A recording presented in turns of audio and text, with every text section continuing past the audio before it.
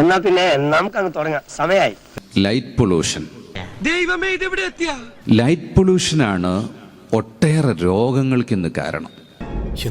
നമ്മുടെ നാട്ടിൽ പണ്ടുണ്ടായിരുന്ന ഒരു ബൾബുണ്ട്, അതിൻ്റെ ഉള്ളിൽ ചുവന്ന ഒരു കമ്പി കഷ്ണം കത്തും, അതുകൊണ്ട് ശല്യമില്ല. ഇതാണോടാ നീ കണ്ടുപിടിച്ച ആനക്കാര്യം? പിന്നെ ഫ്ലൂറസെന്റ് വന്നു, അതിനുശേഷം പിന്നെ ഒരു LED വന്നു. ഏത് റൂട്ടിലേക്കാ വണ്ടി തിരിക്കണേന്ന് എനിക്കിപ്പോ മനസ്സിലായി. ഇതൊക്കെ എല്ലിടിക്കുന്ന സാധനമാണ്, എല്ലിടിച്ചു കൊല്ലും. അത് നീയേ ബുദ്ധിമാനായിക്കോ, പക്ഷെ മറ്റുള്ളവരെ വെറും മണ്ടന്മാരായി കളയരുത് കേട്ടാ. ഹലോജിൻ, ഇതൊക്കെ ബിൽഡിങ്ങിന്റെ മുകളിലേക്ക് ഇങ്ങനെ അടിച്ചു വെക്കാം, അപ്പൊ തിരിച്ചിങ്ങോട്ട് വരും. എന്താ ഇയാൾ പറയുന്നത്? ഇത് മനുഷ്യന്റെ കണ്ണിലൂടെ കയറിയാൽ അത് ഹാർട്ടിലെത്തുകയും കിഡ്നി തകരാറാക്കുകയും ഹാർട്ട് തകരാറാക്കുകയും ഒരുപാട് അസുഖങ്ങളുണ്ടാക്കും. അതിന്റെ ആവശ്യമില്ല. 600 കോടി ജനങ്ങളുള്ളതിൽ 100 കോടി ജനങ്ങൾ മാത്രമേ ഇവിടെ ജീവിക്കാവൂ, ബാക്കിയുള്ളവരൊന്നും ഭൂമിയിൽ ജീവിക്കാൻ കൊള്ളരുതല്ല എന്ന് വിശ്വസിക്കുന്ന ഒരു വിഭാഗമുണ്ട്. അവരാണ് ഇത്തരം സാധനങ്ങളൊക്കെ ലോകത്ത് പ്രൊഡ്യൂസ് ചെയ്യുന്നത്. മനുഷ്യനെ കൊല്ലുന്ന സാധനങ്ങളാണ് ഇതൊക്കെ.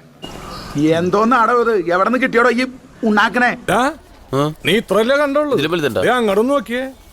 5 രൂപയ്ക്ക് വെക്കുന്ന ലേസ് എന്ന് പറഞ്ഞ ജൂതന്മാരുടെ ഒരു ചിപ്സ് ഉണ്ട്. എന്താണത്? കഴിച്ചാൽ പിന്നെയും പിന്നെയും കഴിക്കാൻ ആഗ്രഹം വരുന്നത് മണ്ണെണ്ണയിൽ പൊരിക്കുന്നത് കൊണ്ടാണ്.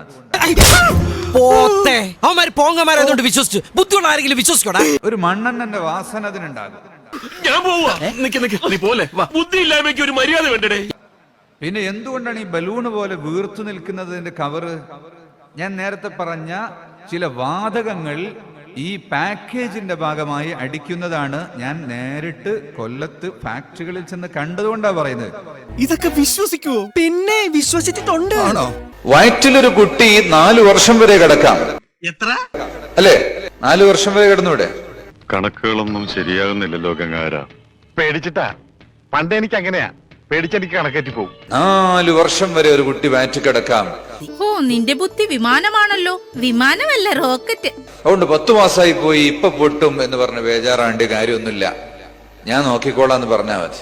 നിന്നോടൊന്നും പറഞ്ഞിട്ട് കാര്യമില്ല. നോ ഇൻഫർമേഷൻ, വിവരമില്ല. സമയമാകുമ്പോൾ പ്രസവിക്കും. എനിക്കൊരു ഉപകാരം ചെയ്യൂ. പറ. നീ വാ പൊളിക്കരുത് പ്ലീസ്. വയറ്റിൽ ഒരു സാധനം പടച്ചിട്ടുണ്ടോ, അള്ളാഹു താല ഇത് പുറത്തേക്ക് കൊണ്ടുവരും. തൽക്കാലം ഇത്രയും മതി. വരട്ടെ.